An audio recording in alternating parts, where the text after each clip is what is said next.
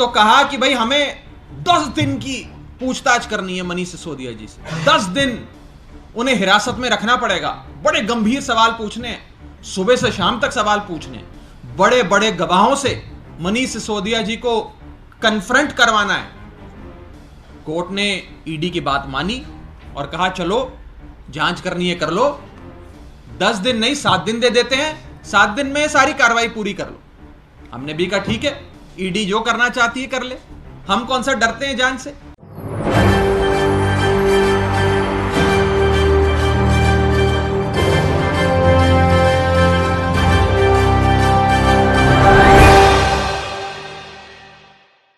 नमस्कार, मैं नाज़मीन खान और आप देख रहे हैं SPN 9 news.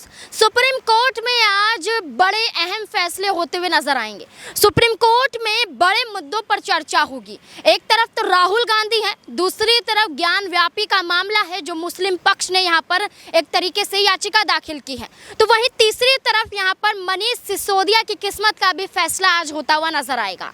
Delhi high court में मनीष सिसोदिया की याचिका खारिज कर दी गई थी कि उन्हें जमानत नहीं मिलेगी, लेकिन अब यहां पर मनीष सिसोदिया ने सुप्रीम कोर्ट का रुख किया था। सुप्रीम कोर्ट की पीठ ने साफ तौर पर कहा था कि सुनवाई की तारीख आगे बढ़ाई जाएगी और इस पूरे मामले पर यहां पर मनीष सिसोदिया को सबूत पेश करने पड़ेंगे। ईडी सीबीआई के अधिकारी जो यहां पर जाल बुनते हुए नजर आ रहे थे, उन जाल में मनीष सिसोदिया फंस गए थे। अभी इसी से राहत पाते हुए उन्होंने सुप्रीम कोर्ट का रुख किया।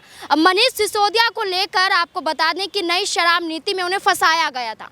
फंसाया इसलिए गया था ताकि यहाँ पर दिल्ली की आम आदमी पार्टी एक तरीके से खतरे में आ जाए और 2024 के चुनाव से पहले ही उसका सुपड़ा साफ हो जाए और दिल्ली सरकार यहाँ पर फेलियर साबित हो जाए। इसलिए यहाँ पर आम आदमी पार्टी के इन तमाम मंत्रियों को एक तरीके से फंसाने की कोशिश की गई। उसमें सबसे पहले उप मुख्यमंत्री और शिक्षा मंत्री रहे मनीष सिसोदिया को फंसाया गया और मनीष सिसोदिया अभी भी तिहाड़ जेल में बंद है। उनकी बीमार पत्नी को लेकर वो बार बार ये कहते हैं कि उन्हें जमानत दी जाए क्योंकि यहाँ पर उनकी बीमार पत्नी की देखरेख करने वाला कोई नहीं है। 2 बार ऐसा हो चुका है कि वो अस्पताल में जाकर भर्ती हो चुकी हैं और ऐसे में देखा जाए तो मनीष सिसोदिया जमानत याचिका को लेकर अब सुप्रीम कोर्ट का रुख कर चुके हैं। आज सुप्रीम कोर्ट की तरफ से मनीष सिसोदिया को लेकर फैसला सुनाया जाएगा। अब ये देखना होगा कि क्या ईडी सीबीआई के अधिकारी यहां पर धराशायी होते हुए नजर आएंगे। मनीष सिसोदिया को यहां पर जिस तरीके से फंसाया गया है उसमें आम आदमी पार्टी क्या कुछ कहती हुई नजर आ रही है, देखिए इस रिपोर्ट में। फर्जी केसेस हमारे नेताओं पर डालकर उन्हें जेल में बंद कर कर एक नई प्रकार की बदले की राजनीति बीजेपी ने शुरू करी है, जिसकी पोल खोल आज की इस प्रेस कॉन्फ्रेंस के माध्यम से आपके सामने करेंगे।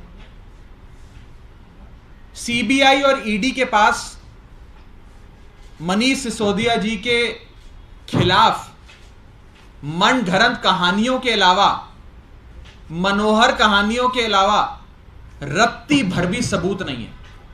ना केस है, ना मेरिट्स है, ना एविडेंस है, ना रिकवरी है, ना प्रोसीड्स मिले हैं। एक भी चीज नहीं है। किसी भी मुकदमे के लिए, किसी भी केस के लिए 4-5 मोटे मोटे तौर पे इंग्रेडिएंट्स, पदार्थ चाहिए होते हैं। एक मजबूत केस होना होता है, सबूत होने होते हैं, केस में मेरिट्स होने होते हैं, कोई प्रोसीड्स ऑफ क्राइम की रिकवरी होनी होती है, कोई ट्रेल होती है, कोई गवाह होते हैं, एक पूरी केस की एक ढांचा होता। मनीष सिसोदिया जी के खिलाफ सीबीआई और एनफोर्समेंट डायरेक्टरेट के पास मनीष सिसोदिया जी के खिलाफ रत्ती भर भी केस नहीं है, सबूत नहीं है, एविडेंस नहीं है, प्रोसीड्स नहीं है। जब कोर्ट ने कहा कि सीबीआई ने इतने दिन तक मनीष सिसोदिया जी को रिमांड में लेकर पूछताछ करी, अब हम मनीष सिसोदिया जी को बेल देने जा रहे हैं। सीबीआई मनीष सिसोदिया जी को राहत देकर बेल देने जा रही थी कि भाई पूछताछ के लिए आपने उन्हें अपनी रिमांड में लिया था, पूछताछ हो गई, कुछ पूछताछ में निकला नहीं, आपने बेफिजूल में समय बर्बाद किया, अब हम इनको बेल पे छोड़ते हैं। तो इस डर से एक और एजेंसी इंफोर्समेंट डायरेक्टरेट को लाकर मनीष सिसोदिया जी को बीजेपी ने गिरफ्तार करवा लिया और पिछले 7 दिन से मनीष जी को इंफोर्समेंट डायरेक्टरेट ने, ईडी ने अपने मुख्यालय पे रखा हुआ है। जब इन्होंने रिमांड ली तो कहा कि भाई हमें 10 दिन की पूछताछ करनी है मनीष सिसोदिया जी से। 10 दिन उन्हें हिरासत में रखना पड़ेगा, बड़े गंभीर सवाल पूछने हैं, सुबह से शाम तक सवाल पूछने हैं, बड़े बड़े गवाहों से मनीष सिसोदिया जी को कन्फ्रंट करवाना है। कोर्ट ने ईडी की बात मानी और कहा चलो जांच करनी है कर लो, 10 दिन नहीं 7 दिन दे देते हैं, 7 दिन में सारी कार्रवाई पूरी कर लो। हमने भी कहा ठीक है, ईडी जो करना चाहती है कर ले, हम कौन सा डरते हैं जान से। लेकिन आज मैं ये आपको बताना चाहता हूं इस मंच से कि पिछले 7 दिन में मनीष सिसोदिया जी से इंफोर्समेंट डायरेक्टरेट के अफसरों ने मात्र 15 घंटे पूछताछ करी है। यानी कि रोजाना 2 घंटे की औसत पूछताछ सवाल जवाब मनीष सिसोदिया जी से होते हैं। दोपहर बाद शुरू करते हैं, चाय पीते पीते 4-7 सवाल करते हैं और दिन समाप्त कर देते हैं। 7 दिन में मात्र 15 घंटे की पूछताछ, औसतन 2-2.25 घंटे रोजाना पूछताछ होती है।